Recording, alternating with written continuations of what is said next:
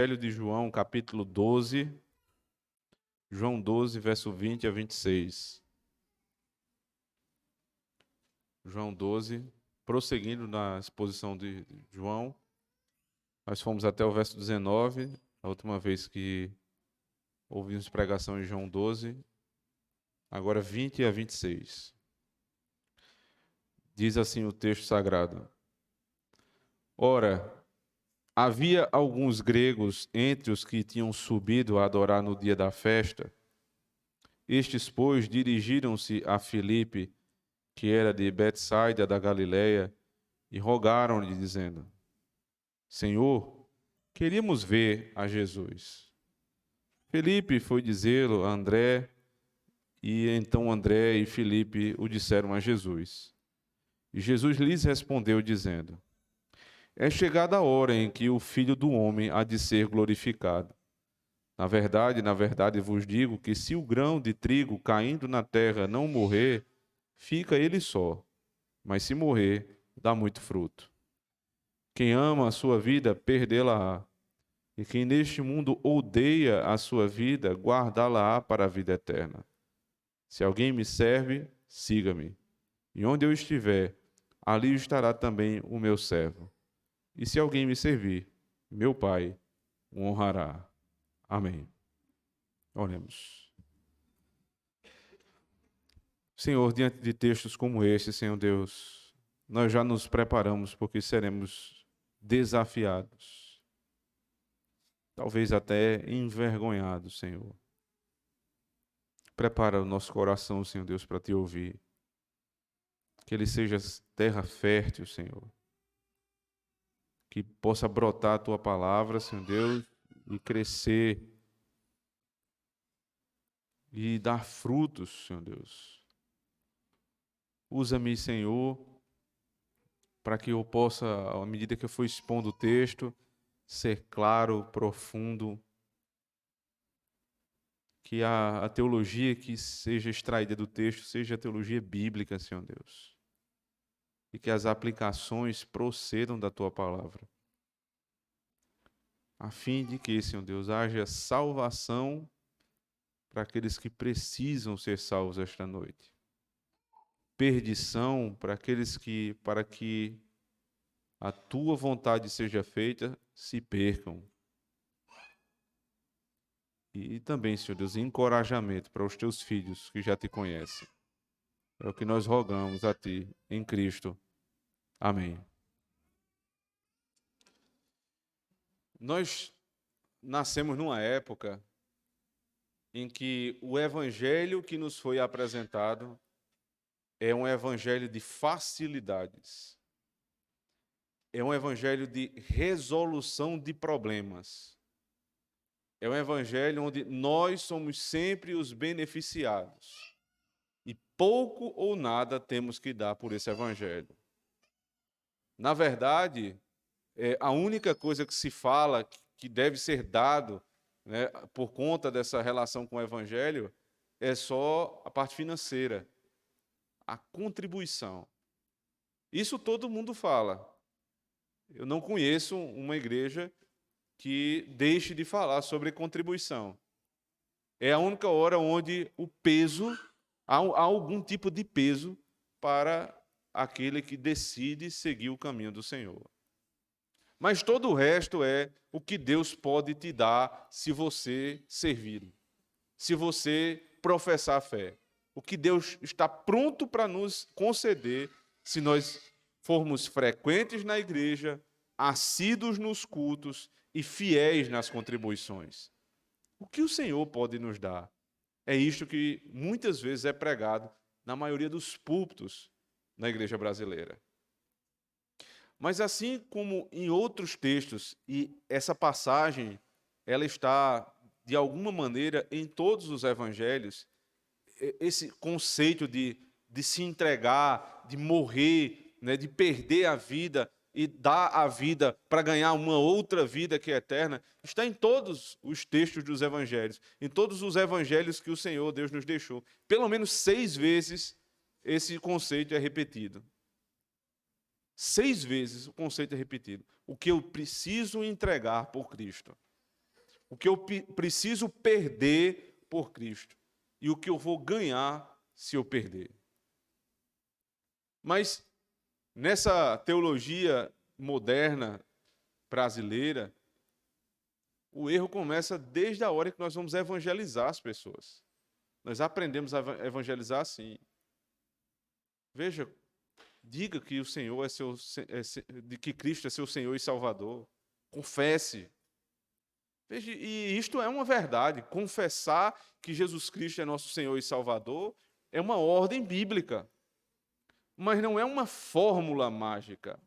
Uma ordem bíblica não é uma fórmula mágica. Quando a Bíblia nos ensina a confessar Cristo como Senhor e Salvador, ela está automaticamente subentendendo que eu desisti de ser o meu próprio Salvador, que eu desisti de viver para mim mesmo e que eu desisti de ser o Senhor da minha vida. Agora alguém me salva porque eu reconheci minha perdição. Não sou eu que me salvo porque eu já disse eu não posso. E já não sou eu que ordeno as coisas na minha vida, mas Cristo ordena. Para que alguém chegue a esse tipo de conhecimento, muito da doutrina tem que ter sido apresentada àquela pessoa no momento do evangelismo. Mas tudo o que é dito, na maioria dos casos, é, no máximo, Jesus te ama. Então, essa é a apresentação. Jesus te ama e Ele quer fazer uma grande obra na tua vida. Você crê? Aí a pessoa diz, creio. Então confessa que Jesus é o teu único e suficiente Salvador. E o sujeito vai e repete, e pronto, ali entrou para a conta. Mais um crente. Isso é feito a exaustão nos hospitais. Isso é feito a exaustão nas ruas, nas praças e nos encontros de jovens, casais, coisas dessa natureza. Se conta assim, como se fosse muito fácil. Mas o ser cristão não é isso. Aqui o nosso Senhor Jesus Cristo diz, quem não perder a vida. Não é um dia da vida, é quem não perder a vida. O que está sendo requerido aqui daquele que professa a fé é que ele perca, a partir dali, a sua vida inteira. Que ele negue a si mesmo para o resto da vida. Há pouco tempo, no período da Páscoa, em abril, alguns dos irmãos acompanharam, inclusive, eu fui convidado a participar de uma entrevista para falar sobre a Páscoa. Eu sabia que o pessoal da rádio queria que eu falasse algo que eu não tinha para falar. E eu avisei o radialista. Ele é alguém conhecido, de boa índole, e eu disse, olha, eu preciso lhe avisar, eu não vou dizer o que você quer que eu diga. Ele disse, não, mas eu quero ouvir. Eu disse, então tá bom, então vamos lá.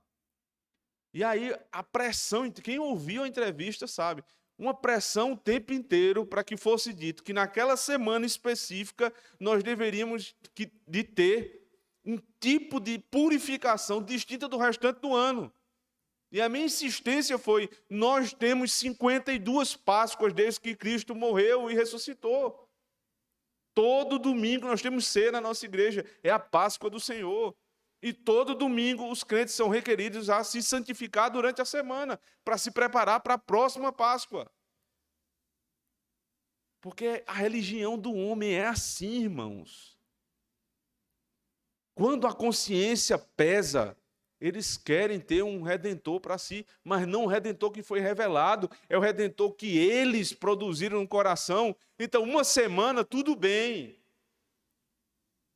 Uma semana até que eu vou aguentar. E aí, claro que eles não vão guardar toda a lei, mas exteriormente eles vão, talvez, uns vão se privar de alguns prazeres pecaminosos, outros vão deixar outros prazeres que vivem cometendo esse tipo de pecado o restante do ano, mas uma semana, tudo bem. Agora, todo dia. Pois o evangelho que está apresentado aqui em João 12, 20 a 26, não é de uma semana, nem de um dia, nem de um mês, nem de um ano. É Cristo requerendo toda a vida. Isso é tão pesado, irmãos, mas tão pesado, que esse evangelho acabou de ser apresentado aos judeus. E os judeus que conheciam toda a antiga aliança, muitos deles não creram. É assim que o texto começa. Observe, verso 20. Ora, havia alguns gregos entre os que tinham subido a adorar no dia da festa. Agora são os gregos que vêm. Porque no versículo anterior, verso 19, diz: disseram, pois, os fariseus entre si, vedes que nada aproveitais, eis que toda a gente vai após ele. Veja, os fariseus, João está conectando um ponto do texto ao outro. Eram os judeus, mas não só qualquer judeu, era o ápice do judaísmo, os fariseus. Eles disseram, se a gente deixar esse homem, vai levar todo mundo.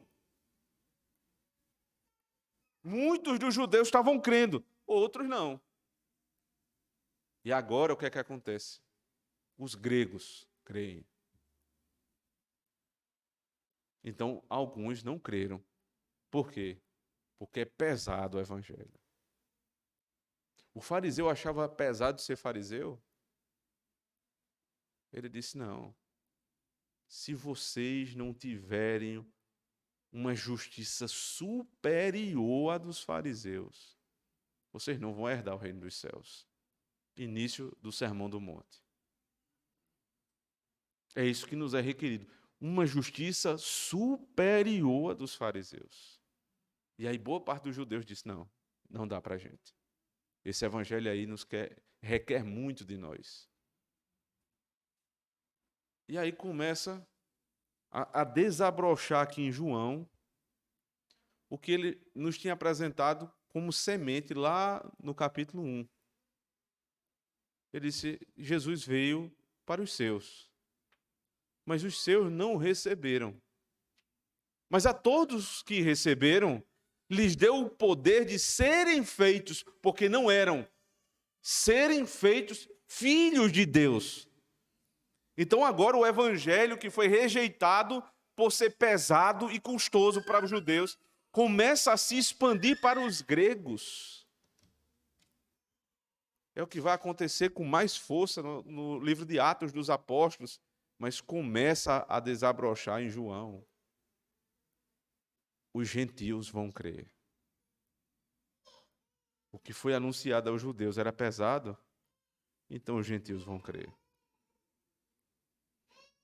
Sempre assim, irmãos. Os que já estavam na igreja não querem o evangelho, porque dizem, não, aí é demais. Aí também já é radicalismo, aí está pedindo demais de mim. Jesus não volta atrás em uma vírgula do que ele disse. Ele segue pregando. Vocês não querem? Então tem quem queira. É esse evangelho que precisa ser inegociável, irmãos. Inegociável. Porque para o pregador, o desejo natural de um pregador humano é que multidões o sigam. Isso é a coisa mais normal. Você quer ver prosperidade na sua pregação. Mas nunca a parte da verdade. Nunca em detrimento da verdadeira mensagem. Ontem, eu recebi uma ligação de um pastor do Pará. Um homem sério, que tem se dedicado à palavra de Deus e começou a tratar a igreja, os pecados da igreja. Irmãos se levantando, defendendo esquerdismo, socialismo, mundanismo e o pastor tratando. 34 pessoas tinha na congregação. Ele está com 12. É inevitável não entrar em crise. Pressão do presbitério, pressão de todo lado. O pastor fica naquela situação, como é que eu vou conseguir pagar minhas contas? Esse pastor, o que foi que aconteceu? Ele disse, porque quanto mais eu apertei na pregação, na visita, no aconselhamento, mais isso aconteceu. Se eu só tenho um conselho para lhe dar, tá pouco. Aperte mais, e mais, e mais, até não ficar nenhum ímpio na igreja. Sabe por quê, pastor? Porque Deus vai honrá-lo. Deus vai honrá-lo. O irmão muito triste com a situação. Mas é isso. O evangelho que você precisa perder. Porque o que é que adianta ter a congregação cheia de gente aqui se levantando para defender aborto, a outra é feminista, o outro não manda na casa dele, quem manda é a mulher, o outro é vagabundo. O que é que adianta uma igreja cheia de gente assim? Não adianta, irmãos. Se os judeus não querem, os gregos vão querer. E aí os gregos se abrem para Cristo. E eles vêm adorar. Veja como é que o versículo diz. Eles subiram para a festa aqui, a festa da Páscoa, onde Cristo vai morrer. Eles sobem para Jerusalém. Eles não teriam, naturalmente, a obrigação de ir para Jerusalém, porque essa obrigação era somente dos judeus 3 vezes por ano. Mas estes gregos aqui, eles são chamados assim simplesmente agora por conta da língua. Porque eles de grego não tem mais nada. Eles creem, eles deixaram para trás todo o panteão dos gregos, dos ídolos gregos, e passaram a adorar um Senhor. Você acha que isso é fácil? Você acha que é difícil romper com o catolicismo romano? Romper com tradição espírita? Romper com o neopentecostalismo? É nada, é facílimo. Difícil é romper com o panteão de deuses. Porque isso é uma coisa absurda. Eles criam em todos os deuses e agora o sujeito saiu do meio deles e diz, não, só tem um. Esses gregos fizeram exatamente isso, irmãos. Deixaram tudo para trás. Tudo deixaram para trás. E foram adorar o Senhor. E chegando lá, um pedido foi feito, veja, verso 21. Então, pois, dirigiram-se a Filipe, que era de Betsaída, da Galiléia, e rogaram-lhe, dizendo, Senhor, queríamos ver a Jesus. Eles estão lá em Jerusalém, sabem que Cristo está por lá, e dizem, nós vamos aqui buscar Cristo. Um dos comentaristas que eu li, ele fez um trabalho muito bem feito aqui, em termos de exegese, para tirar qualquer dúvida de que os gregos tivessem uma mera expectativa para matar a curiosidade. Não era isso. Primeiro, porque os verbos anteriores que falam sobre tinham subido, na verdade, eles tinham um costume de subir. Então, eles sempre estavam nas festas. Eles eram prosélitos da porta, ou seja, eram gregos que se converteram à religião judaica, mas porque havia ainda um muro de separação. Por isso era chamado prosélitos da porta, porque eles iam somente até a porta do templo. Dali um grego não podia passar. Então eles adoravam o Senhor de longe. Você imagina o que é isso? Você chegar ali no portão da igreja e não poder entrar. E você escutar a igreja cantando os salmos de longe. Escutar só um fiozinho da pregação. Não tinha negócio de YouTube, não. Só um fiozinho da pregação. Mas eles estavam lá. E o texto diz claramente, eles continuamente subiam para a porta do templo. Então não é mera curiosidade, não. É desejo de se aproximar de Cristo. E aí a pergunta seguinte é, por que eles procuram Filipe e não o próprio Senhor? Porque eles sabiam que seria dificílimo chegar a Cristo.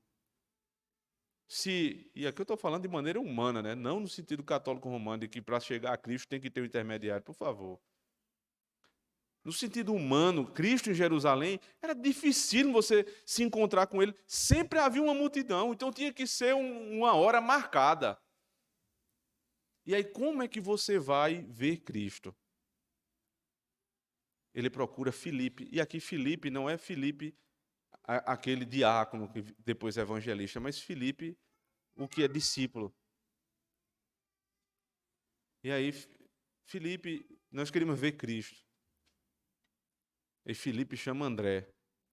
E eles juntos falam com Cristo. Que coisa, né, irmãos?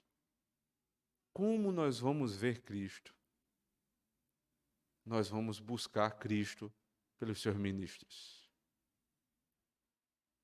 Nós não vamos buscar Cristo por Maria. Nós não vamos buscar Cristo pelos santos, pela intercessão de ninguém. Nós vamos buscar ver Cristo pelos ministros da palavra. Eles vão nos apontar o caminho. Eles vão nos fazer ver Cristo na pregação da palavra, na exposição da palavra, nos sacramentos, nas visitas, nos aconselhamentos. Cristo sempre presente, apontado pelos ministros. E aqui, os ministros se juntam para apresentar Cristo. Parece que Filipe teve algum tipo de dificuldade, não sabia se deveria ou não. Ele vai e procura André, e André diz, não, nós devemos ir lá, vamos falar com Cristo. Um ministro encoraja o outro. Um presbítero encoraja o outro. Em muitas igrejas isso simplesmente inexiste. Um presbítero fala com o outro e a confusão está feita. Um presbítero não tem coragem de pedir conselho ao outro, porque sabe que aquilo vai ser usado contra ele próprio. E que bênção nós temos aqui, irmãos, na nossa congregação, que os presbíteros andam unidos, e que um presbítero, como fez Filipe buscando André, pode buscar o encorajamento do outro, porque sempre vai achar. Sempre vai achar. E onde é que redunda essa bênção? Para a igreja. Porque os gregos só viram Cristo porque Filipe não estava brigado com André. Porque Filipe não tinha rixa com André. Então um pôde buscar encorajamento no outro. E a bênção foi para o povo. Orem pelos presbíteros, irmãos. Orem todos os dias. Igreja é algo extremamente complexo. Um dia, está todo mundo bem. No outro dia pode vir um vendaval passar por aqui e sacudir todo mundo. Ao longo de 10 anos, Deus nos preservou. Então você não pode pensar, está tudo bem, agora é só descansar. Não, continue, mantenham-se em oração pelos presbíteros desta igreja. Porque eles governam este povo. E se eles não estiverem bem entre si, vocês não verão Cristo no dia do Senhor. Mas se houver unidade, um encoraja o outro. E a igreja é beneficiada. O texto prossegue dizendo, verso 23, e Jesus lhes respondeu dizendo, é chegada a hora em que o Filho do Homem há de ser glorificado. Na verdade vos digo, se o grão de trigo caindo na terra não morrer, fica ele só, mas se morrer, dá muito fruto. Jesus tem essas respostas assim, meio, parece que nada a ver, né? Jesus e os gregos estão querendo ver o Senhor. Aí Jesus, agora é chegada a hora que o Filho vai ser glorificado. É só para saber se o Senhor vai atender ou não. Mas não é tão direto assim, né? Não pode ser tão direto assim. Porque isso faz parte de um todo. Isso não é uma pergunta recortada. Ele está expondo a verdade para os discípulos. É chegada a hora. Para quem lembra do texto até agora, muitas vezes os discípulos queriam apresentar Cristo. Aqueles que foram de alguma forma curados, beneficiados por Cristo, queriam falar sobre Cristo, e ele sempre dizia, não é chegada a hora. Isso é fantástico, irmãos. Cristo sabe exatamente o que ele está fazendo. Então ele não vai requerer uma glória antecipada. Ele não fica toda hora inflando o ego dele para dizer, realmente, é chegada a hora de eu ser glorificado. Não, não é chegada a hora.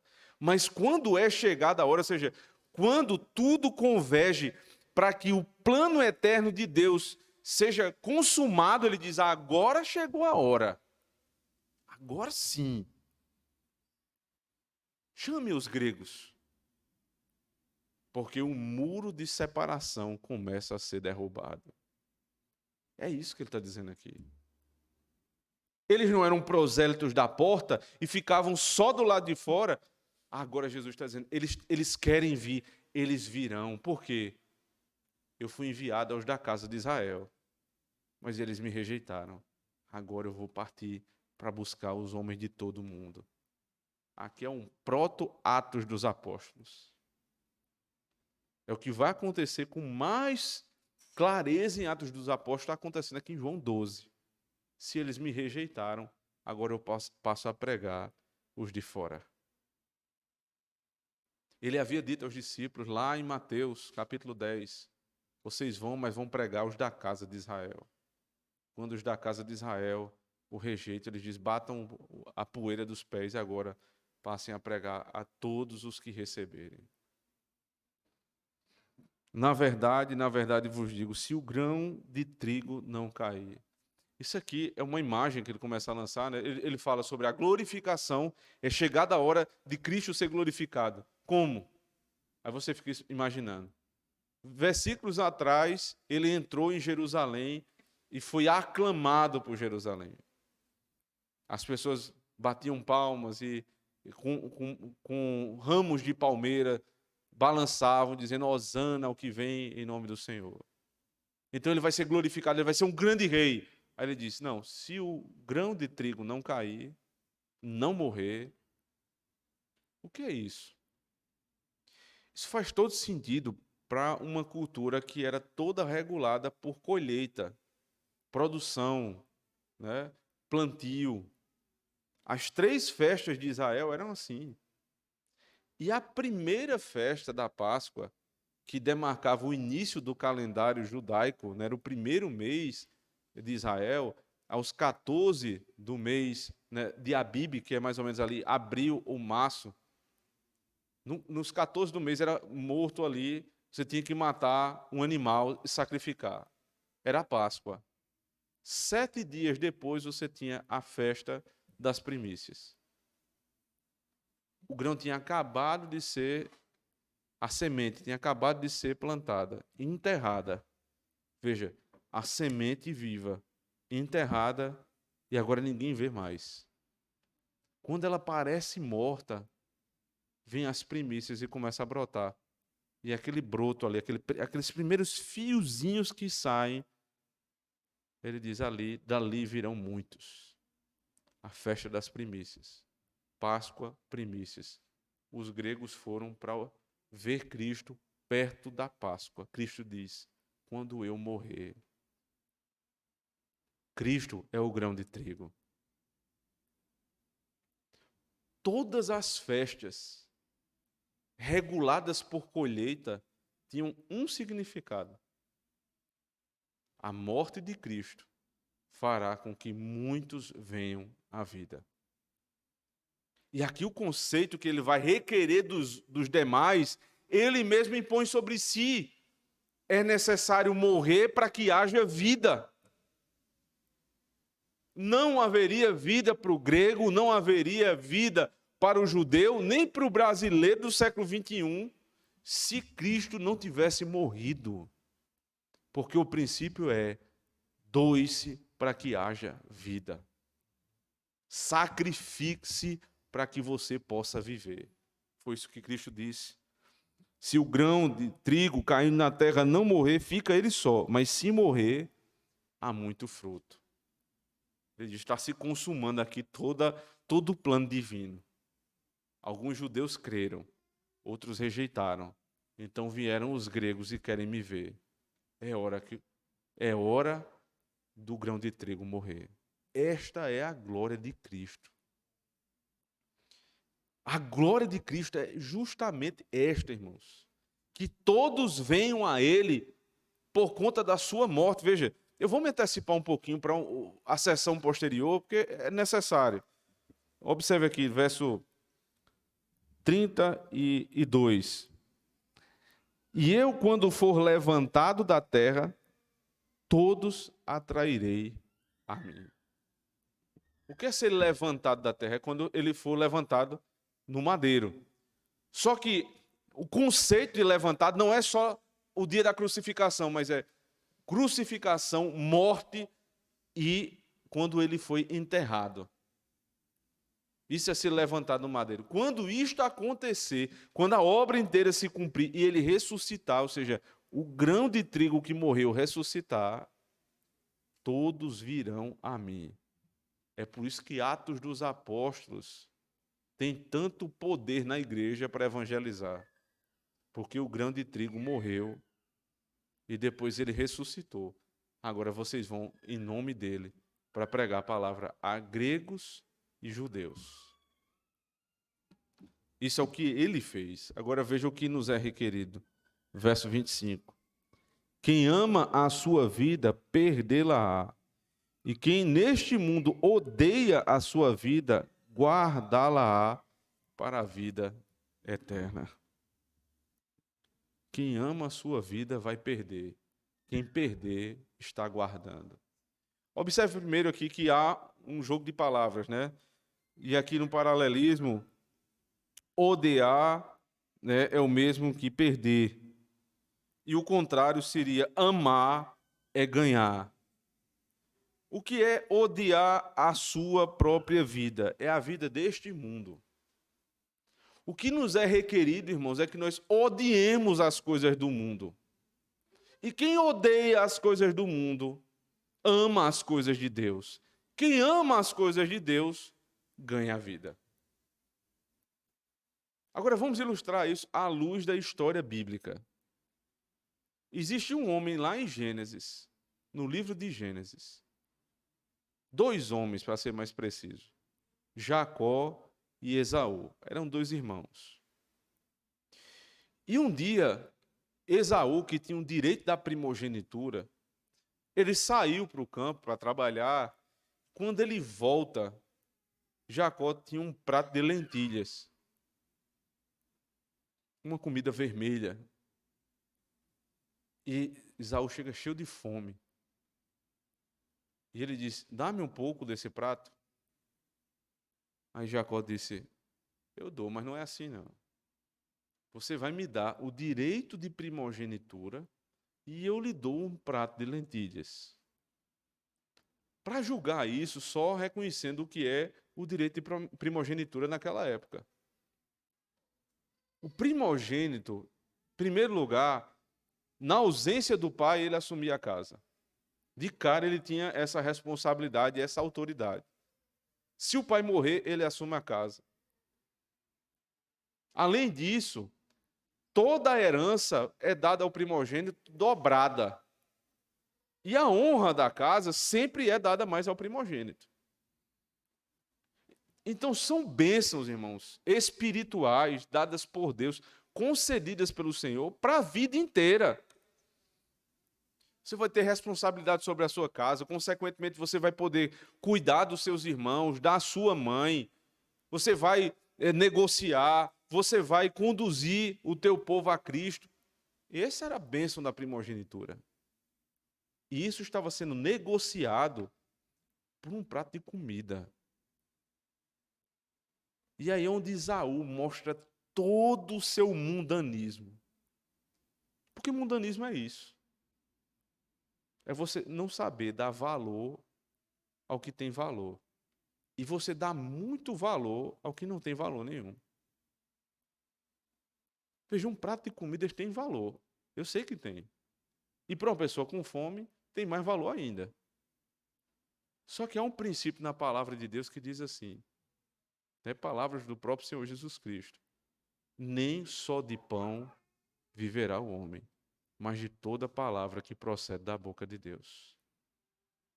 Porque a Cristo também foi dito, come. Você está com fome, coma. Só que quem estava oferecendo aquela comida era Satanás. Para quebrar o jejum do Senhor, para quebrar a firme promessa do Senhor em cumprir a vontade de Deus. Ele diz, sai daqui, Satanás, porque nem só de pão vive o homem. Pão é bom, é maravilhoso.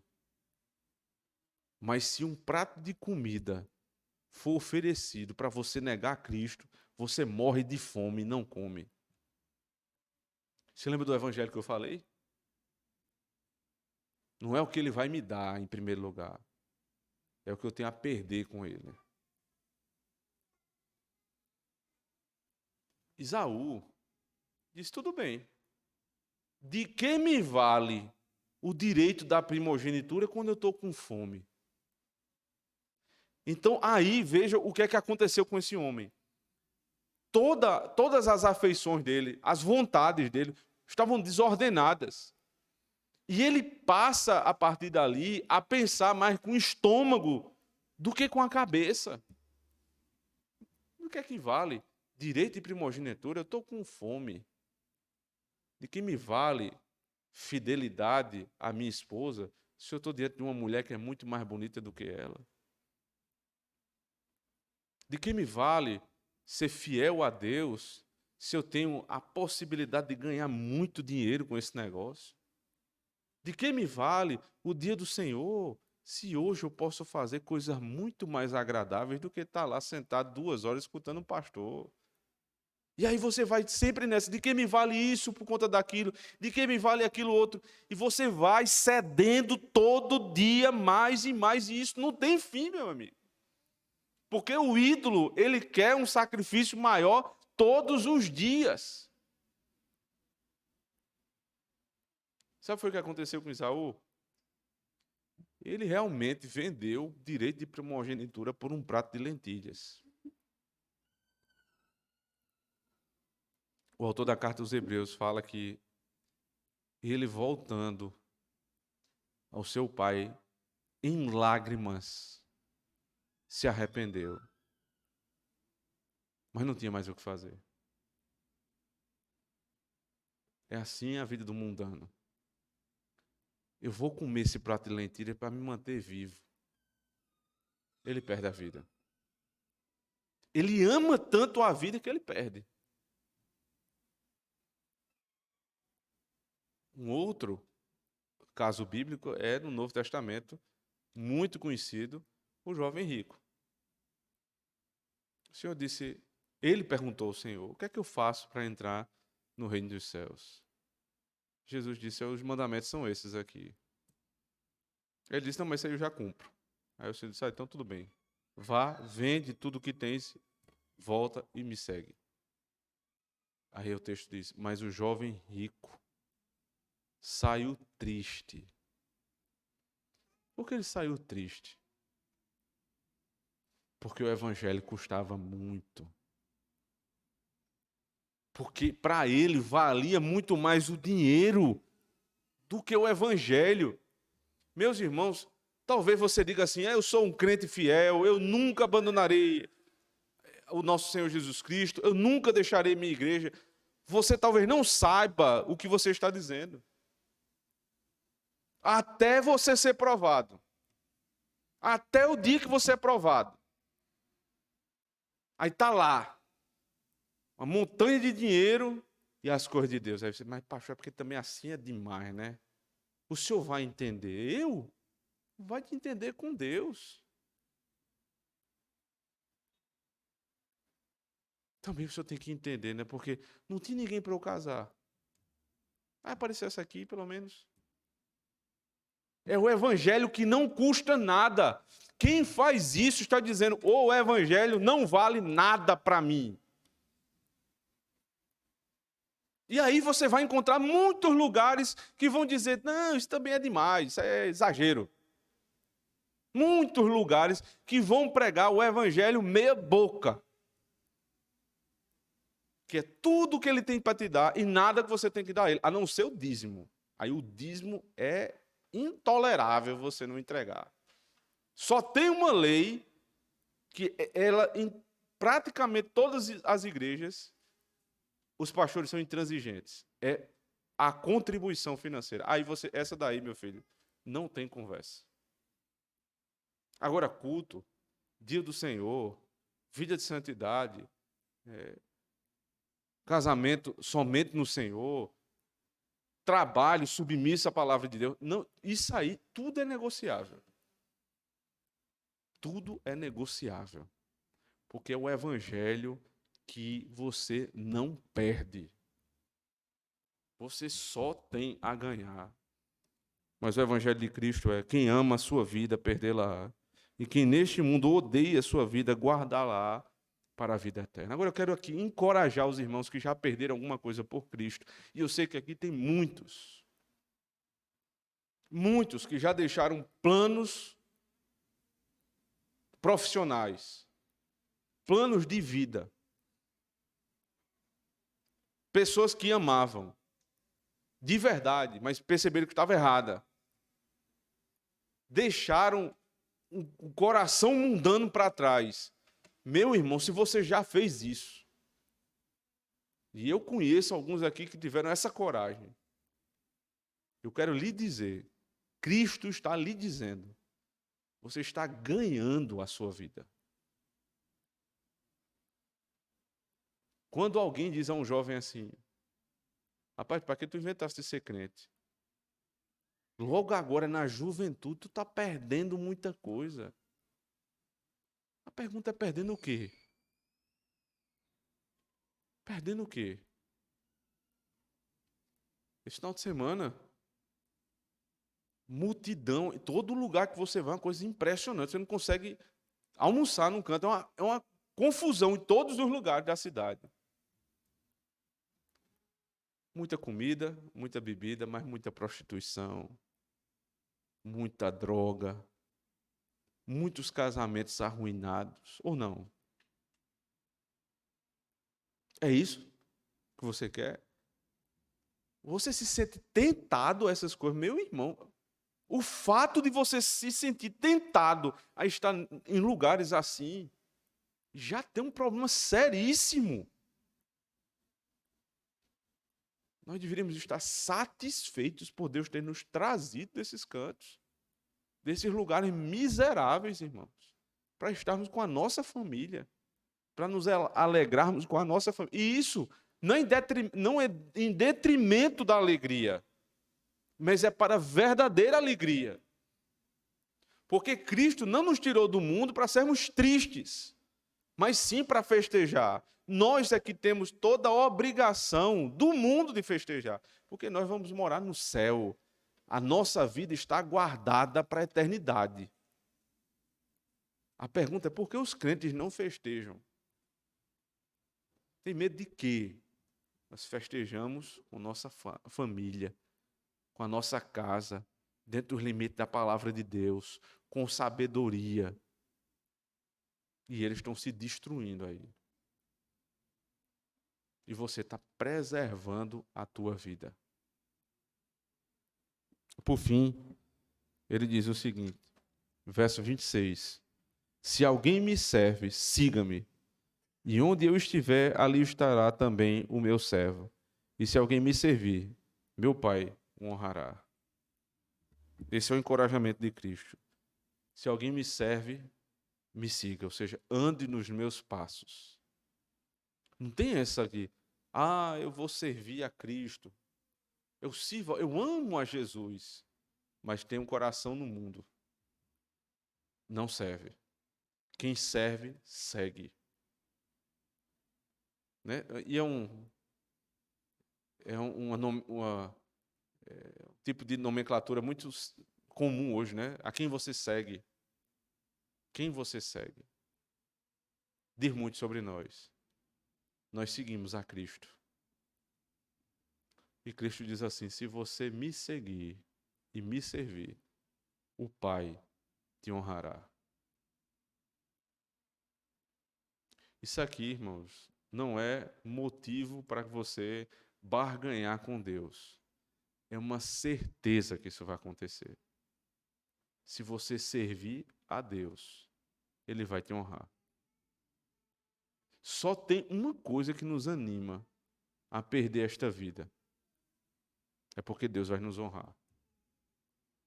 Toda vez que a nossa fé é atacada, toda vez que nos chamam de tolos, de bobos, ou de qualquer coisa, e eu estou me referindo aqui aos jovens, que são muitas vezes tentados por colegas e familiares a seguir o mundo. Existe uma promessa para te animar. Deus vai te honrar. Homens da igreja, sempre que são tentados a negociar os princípios da palavra de Deus com a tua casa, para agradar a esposa, para agradar o filho, para agradar a filha, para agradar a sogra, lembre-se disso. Quem não negar estas coisas não é digno de mim, diz o Senhor. Porém, quem as negar em Cristo será honrado pelo Pai. Esse é o evangelho que eu tenho obrigação de anunciar para os irmãos. Ele não é barato. Apesar de ser de graça, ele não é barato. Custou o sangue do Cordeiro de Deus. E se custou isso, para a salvação ser gratuita, nós não podemos tratar como se fosse coisa de menor valor. Não troque o tesouro que Deus te deu em Cristo por nada, nada nesse mundo. Nem os prazeres da carne, nem as concupiscências dos olhos, nem as tentações do dinheiro, nem muito menos poder, porque nada disso é comparado à honra do nosso Senhor. Que Deus nos ajude, irmãos, a sermos fiéis. Amém. Vou pedir ao presbítero Luciano, por favor, que ore, para que Deus abençoe a pregação da palavra.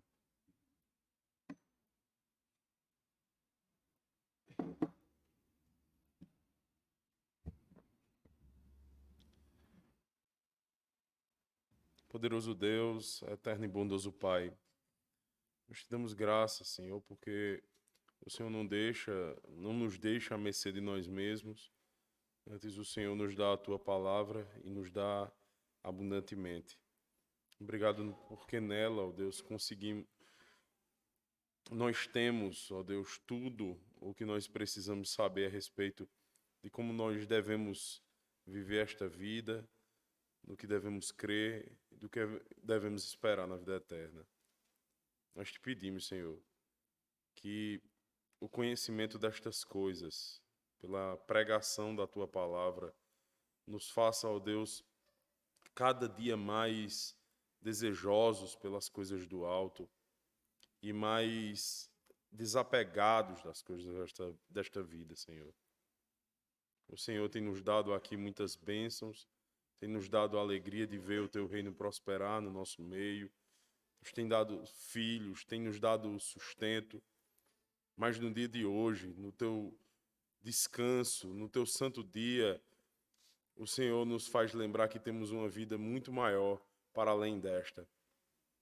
Que todas as coisas que deixamos nessa vida não são nada comparado ao que o Senhor tem feito, ó Deus, em nosso favor, nos guardando a fé e nos fazendo aguardar pelo grande dia em que nenhum dos tormentos dessa vida nos acometerão mais, Senhor.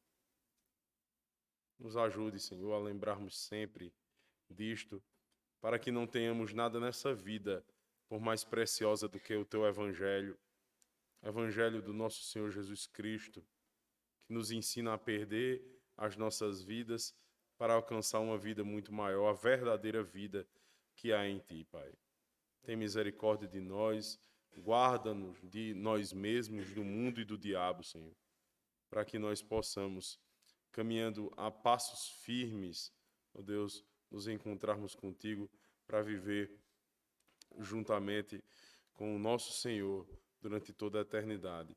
Enquanto estamos aqui, Senhor, nos ajude a vivermos para a Tua glória. Nos livra das nossas incoerências, nos dispe, ó Deus, a cada dia mais do nosso velho homem, nos reveste, ó Deus, com o Santo de Israel, o Teu Filho, nosso Senhor Jesus Cristo.